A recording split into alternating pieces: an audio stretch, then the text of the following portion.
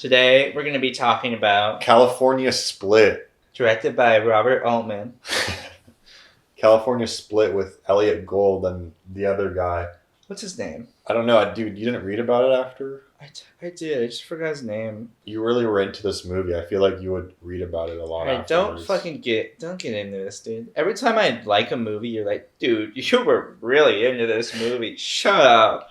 Am I lying? You're not lying. It's just like every time you're into a movie, I'm not like, whoa, Felix, you were really into this movie. You know that, dude? You like this movie a lot, dude. You want to talk about it, dude? Go talk about it, dude. You really like this one. But you did. You really liked this movie. I do, dude. I did. I'm not saying anything that's like why that's not like an annoying thing. Like, you liked it. Shut up. I'm just saying, like, you I feel like you would have read about it more or something. I did. I read about it quite a bit. So it's Elliot Gould, who's playing this character Charlie. Yeah. And George Segal, who's playing Billy. I love Altman. I know you love Altman too. Yeah, Robert Altman. That's why I wanted to watch this. I was like, when we were picking the movie, I was like, oh yeah, I'm down for this. Whatever, yeah, I'm down. Let's do it. You know, Fuck it. And we watched this on a double feature with Hard Target. By the way, we watched Hard Target first, and then we put on California Split. Yeah, and I think it was a great double feature. I fucking loved all. Yeah, it was a great double feature by chance, like rolling the die, but not really rolling the die that hard because like. We knew what we knew what we were expecting in a way because it's Robert Altman, you know. Yeah, and we've talked about Robert Altman a lot on this channel. Yeah, he might be like one of my favorite directors at this point, dude. Like, yeah, I fucking love everything he does. And you can't pinpoint it, you know. No, you can't. But he definitely like takes liberties in like his projects. Yeah, you know what I mean. Like he has a clear vision that he like pursues. That regardless of what the writer writes. Yeah. Regardless of what the studios want, he's gonna like make that, you know, and that's what I respect about him. Like he has this like also like ever evolving kind of like setting in his films, like MASH, like they're like talking over each other, like the so many extras in like one scene and a lot of movement in like a single shot, you know, like. That is like Robert Altman to me. Like he kind of has like this epic like setting in the foreground, background, everything in the frame, you know? Anyway, this movie follows Elliot Gould, who plays Charlie, and George Segal, who plays Billy, and they're two gamblers. Elliot Gould, like right off the bat, you can kind of tell he's more like the smooth talking, carefree one. He's kind of more professional gambler. He has more luck with like the bets he makes and like more experience doing it. And George Segal's more of like, you know, kind of the nervous little guy who's like just getting like kind of casually gambling, has like a full-time job, and he does this on the side, but like you can tell that like the pull's there, you know? Elliot Gould is the exact like wrong person to meet if you have a gambling addiction because like they just fall in line like two peas in the pod, just kind of go on like these benders of like trying to win a lot of money, like trying to do these like gambles, you know, like, and it just kind of follows their escapades and their wins and losses and getting robbed and getting back, you know, their personal life falling apart and like kind of trying to like pick up the pieces. And you know, the way they try to pick up the pieces is by like winning more money, and it's definitely not a healthy lifestyle, you know, and there's definitely a commentary there of like the gambling addiction, like cripplingness, you know.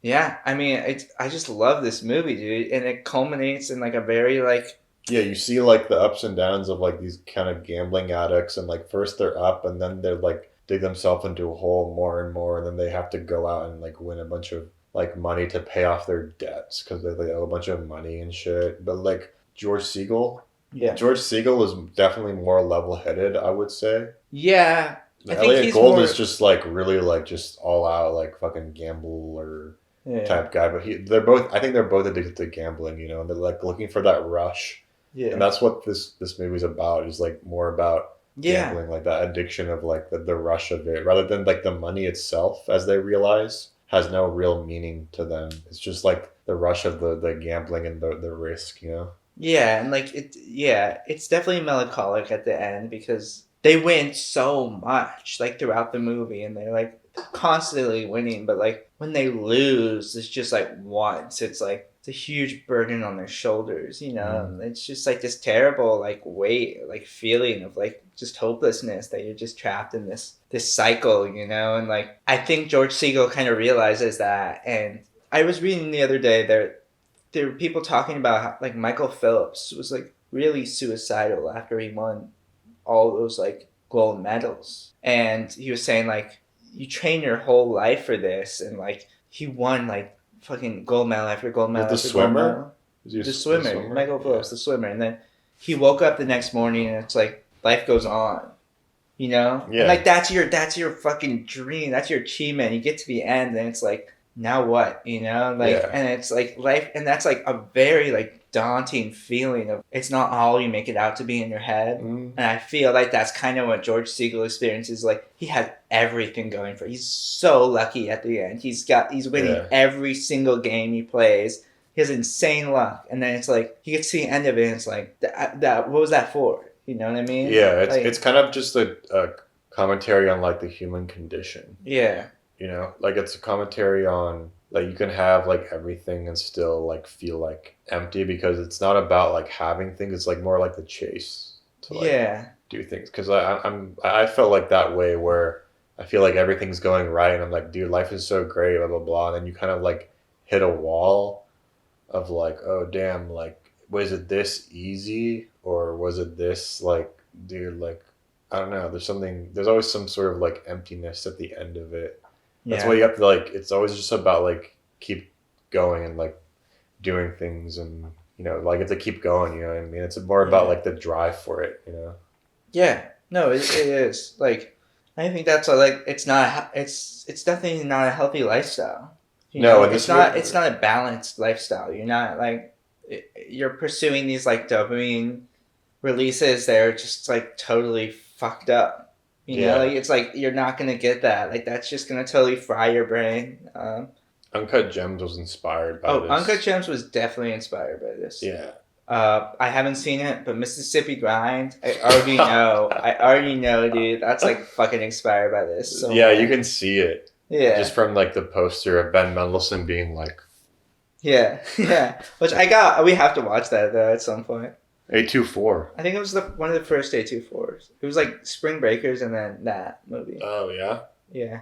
That's cool. But Uncut Gems is so good, dude. Yeah, but it's the same thing, you know. It's like you're watching this movie and you're like, dude, you already won. Like, yeah. It's like you already won. Like, why are you going back and doing that shit? And they're just like, but I it was unpredictable. Like I thought definitely that they were gonna have a downfall in a different way. Yeah. But instead, it was a downfall in their mind. Yeah. Even though they were successful at whatever they were achieving. Yeah. But where would you put this on your Robert Altman pictures ranking? This should probably be like really up there in the top, dude. Honestly, and I love Robert Altman, and there's still so many of his films I need to see. But out of all the ones I've seen, this might be like right in between like The Long Goodbye, California Split, Nashville, and then it would be like I think MASH. What about The Player? Player would probably be like the bottom. Maybe. Really? But it's still good, dude. It's still amazing. Like it's just hard to do, like. We haven't seen McCabe and Mrs. Miller yet, folks. We haven't seen it yet. Isn't that crazy? True. That's true. Oh, this movie, like, definitely, that's another thing, is, like, the overlapping sound. What I read about this is, like, this is one of the first movies that wasn't in, like, Cinescope, that was 8-track. It was also Panavision, right? This was Panavision? Was it?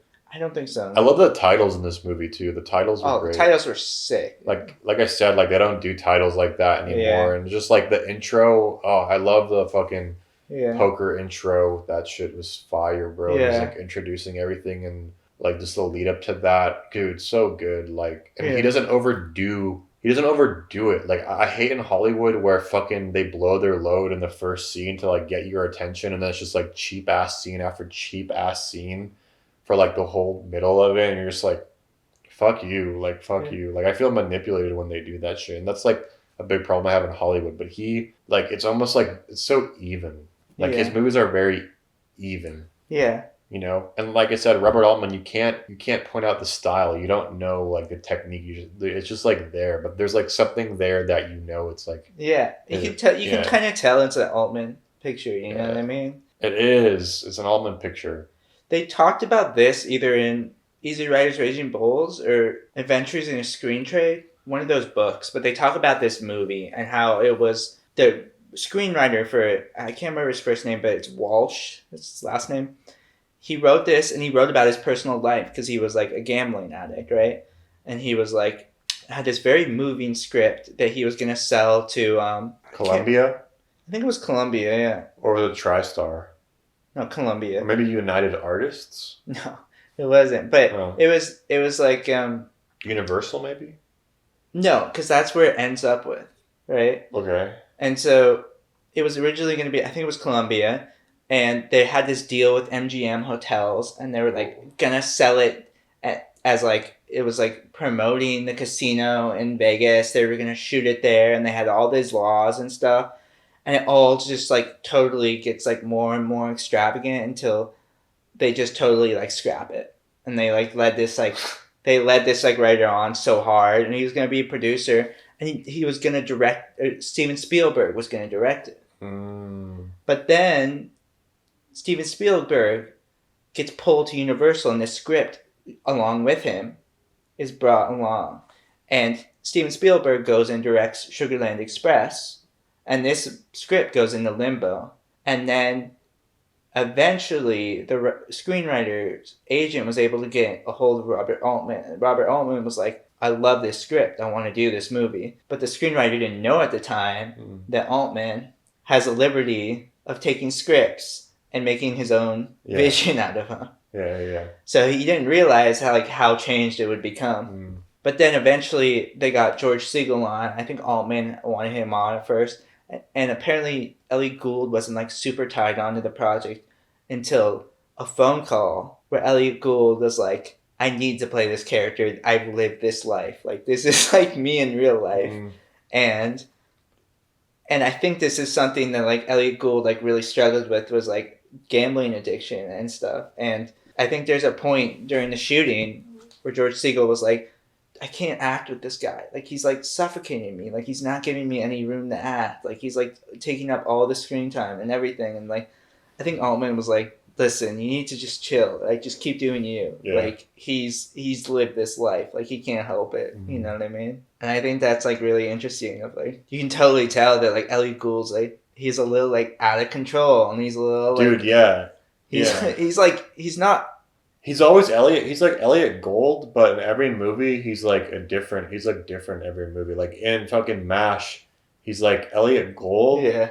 But it's like he's like I don't give a fuck type doctor, you know. And like The Long Goodbye, he's like more like a laid back, chill, but like I don't give a fuck type detective. Like cool talking like detective, like whatever. Like he's just kind of like a chiller in that movie. And then in fucking, you know, in Nashville, he's just himself. Yeah. But in this movie, he's like kind of more like a neurotic, fucking like desperate type. You know what I mean? Like I never thought he was neurotic or desperate in like The Long Goodbye or like, you know, like MASH or something like that. You know, like they're more in this element, but this one he's more like, oh my god.